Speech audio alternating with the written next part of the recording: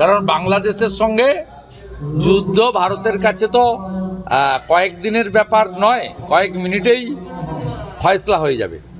ভারতের পশ্চিমবঙ্গের বিধানসভার বিরোধী দলনেতা ও বিজেপি নেতা শুভেন্দ্র অধিকারী সম্প্রতি মন্তব্য করেছেন যে ভারতের পক্ষে কয়েক মিনিটের মধ্যেই বাংলাদেশ দখল করা সম্ভব। রোববার 19 জানুয়ারি 2025 উত্তর 24 পরগনার বারাসাতে হিন্দু সম্মিলিত সংঘের একটি অনুষ্ঠানে তিনি এই মন্তব্য করেন। শুভেন্দ্র অধিকারী বলেন, ইউনূস সরকার যুদ্ধ লাগাতে চাইছে। বিএসএফ অত্যন্ত ধৈর্য ও সংযমের পরিচয় দিচ্ছে। বাংলাদেশের বিপক্ষে ভারতের কয়েকদিন তো দূরের কথা, কয়েক মিনিটে বাংলাদেশ দখল করে নিতে পারে। তিনি আরও দাবি করেন, ভারতবর্ষকে হিন্দু রাষ্ট্র হিসেবে ঘোষণা করা উচিত। এছাড়াও শুভেন্দু অধিকারী অভিযোগ করেন যে বাংলাদেশের হিন্দু সম্প্রদায়ের উপর ক্রমাগত আক্রমণের জন্য ইউনূস সরকার, শেখ হাসিনা এবং খালেদা জিয়া সমানভাবে দায়ী। তিনি জানান, বাংলাদেশ হিন্দুদের সংখ্যা মাত্র 7% নেমে এসেছে এবং তাদের সুরক্ষার জন্য 1 কোটি স্বাক্ষর সংগ্রহের উদ্যোগ নেওয়া হয়েছে। শুভেন্দ্র অধিকারী এই মন্তব্য দুই দেশের রাজনৈতিক অঙ্গনে মিশ্র প্রতিক্রিয়া সৃষ্টি করেছে। বিশেষজ্ঞরা মনে করছেন, এ ধরনের উস্কানিমূলক মন্তব্য দুই দেশের কূটনৈতিক সম্পর্কে